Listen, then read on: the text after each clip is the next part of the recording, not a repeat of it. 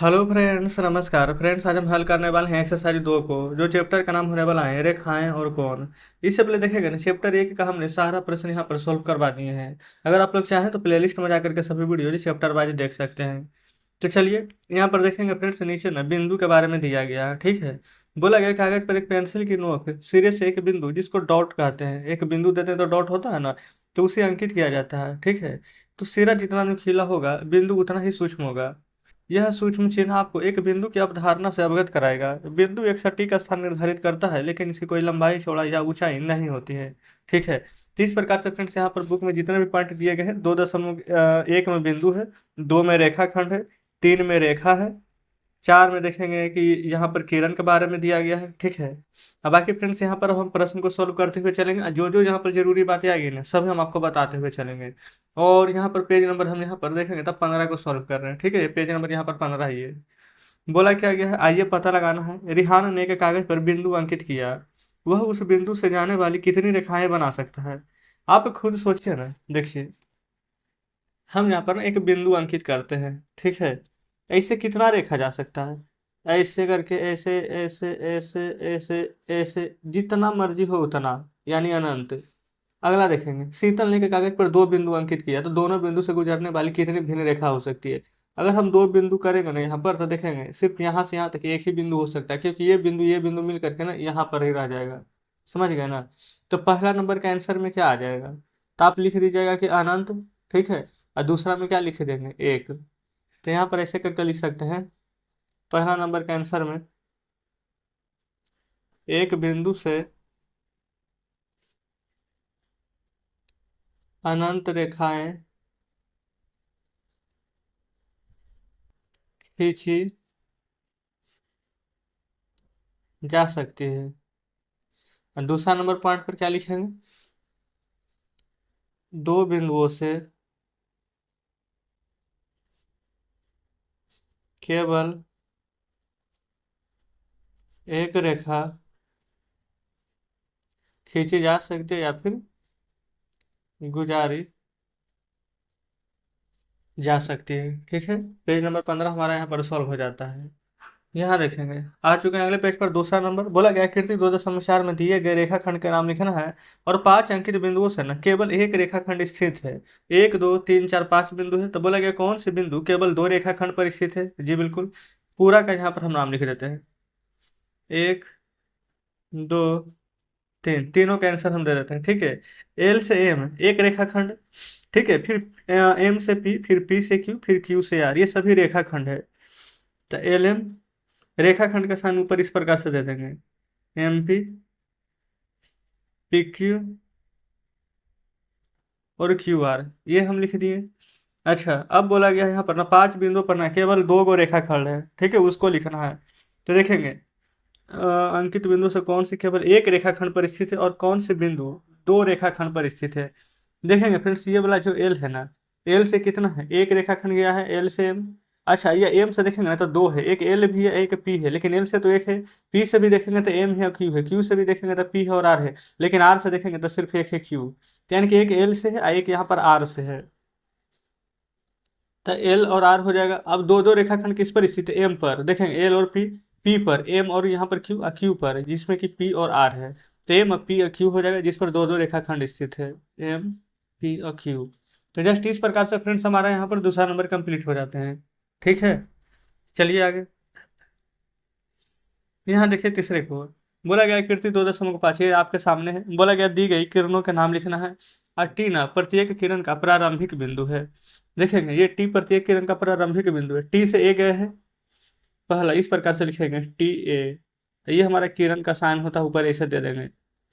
फिर टी से एन जाएंगे, और फिर टी से ही बी जाएंगे, टी से एन और टी से ही बी जाएंगे। ये पहला हो गया।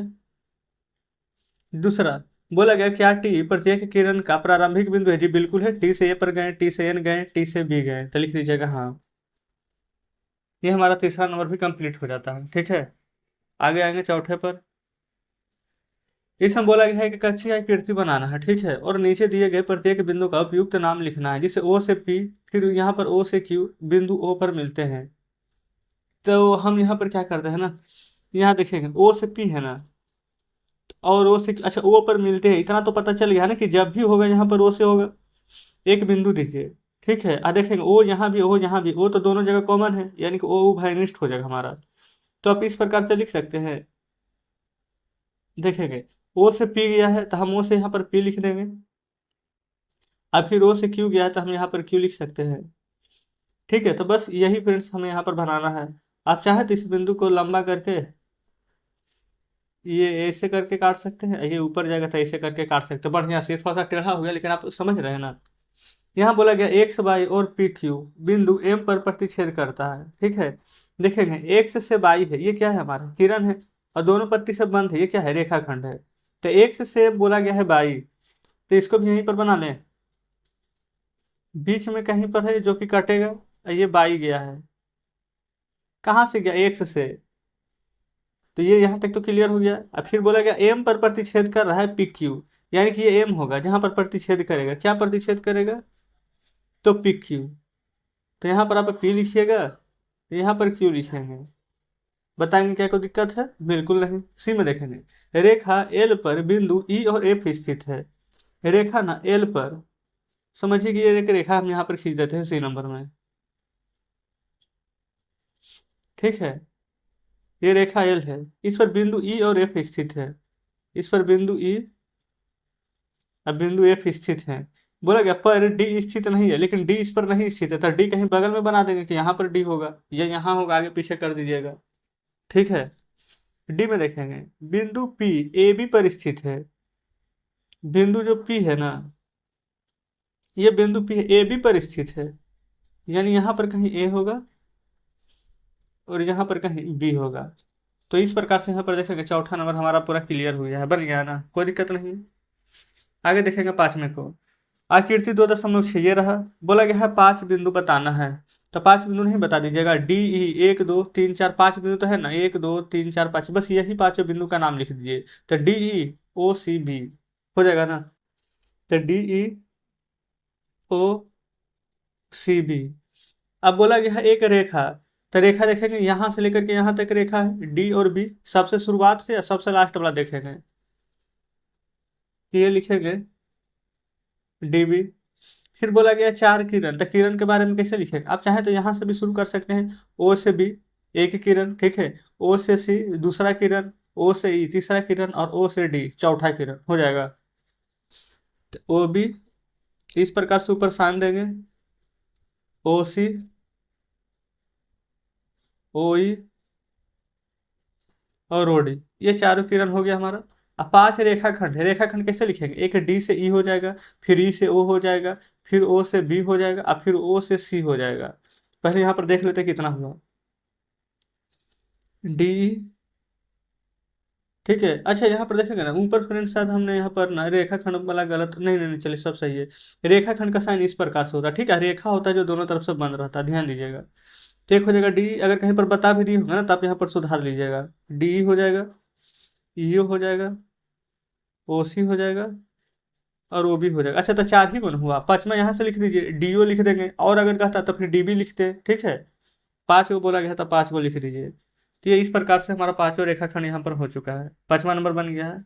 चलते हैं अगले पेज पर। अब देख लेते हैं यहाँ छठे को, बोला गया कीर्ति 2.7 यही है, ठीक है। इसमें क्या बोला गया है, ओ ए एक किरण है, ठीक है, यह ओ से शुरू होती है और बिंदु ए से गुजरती है, ओ से शुरू होती है और बिंदु ए से गुजरती है, बिंदु बी से भी गुजरती है, जी बिल्कुल। तो बोला गया है यहाँ पर पहला में कि क्या हम इसे ओ बी भी नाम दे सकते हैं, और दे भी सकते हैं, तो क्यों, ओ और भी नाम दे सकते हैं, जी बिल्कुल दे सकते हैं। क्यों दे सकते हैं, क्योंकि यहाँ पर देखेंगे ना, तो किरण जो यह जो किरण है ना, ये बी बिंदु से भी गुजर रही है, ए से गुजर रही है, बी से भी। बोला गया क्या हम ओ ए को ए ओ लिख सकते हैं, ओ ए को ए और ओ लिख सकते हैं, नहीं। क्यों नहीं, क्योंकि फ्रेंड्स हम ओ से ए की ओर जा रहे हैं, ना कि ए से ओ की ओर आ रहे हैं, ठीक है। और वो बिंदु है ना जो यहाँ पर स्थिर है ना, आगे बढ़ नहीं रहा है। तो पहला नंबर का आंसर यहाँ पर लिखेंगे, हाँ, ओ भी नाम दे सकते हैं, क्योंकि किरण बी बिंदु से गुजरती है और इसी का बी नंबर में लिखेंगे नहीं क्योंकि वो बिंदु स्थिर है। बस आपको इतना ही लिखना है, हमारा यहाँ पर ये वाला पूरा कंप्लीट हो जाता है। ठीक है, तो ये फ्रेंड्स देखेंगे पेज नंबर यहाँ पर ये 17 पूरा कंप्लीट हो गया है, इसमें भी कुछ बनाना नहीं है। फिर आगे आगे तो यहाँ पर फिर से देखेंगे ना, हमारे यहाँ पर प्रकाल का इंच का यहाँ पर काम आने वाला है। ये पेज नंबर 18 है हमारा। और यहाँ पर देखेंगे ये पेज नंबर यहाँ पर 19 है। ये सभी के बारे में यहाँ पर दिया गया है। और नीचे यहाँ पर पढ़िएगा तो बोला गया अध्यापक टिप्पणी क्या है कि अध्यापक को कुछ ऐसे कार्यालय कार्यकलाप कराने चाहिए जिससे विद्यार्थी को कोण के आकार के घुमाव के माप की पहचान की जा सके। जैसे कि एक यहाँ पर बना लें, देखिए यहाँ पर इस प्रकार से साइकिल दिया गया है। यहाँ पर कोण के बारे में भी ना बताया गया है। देखेंगे ए से डी ये हमारा क्या है, तो ये आप कहेंगे कि ए से डी हमारा किरण है, ऐसे करके है ना। इस तरफ देखेंगे यहाँ पर विजुअल है ना बढ़िया से। अच्छा ये बोला कि कोण नजर नहीं आ रहा है।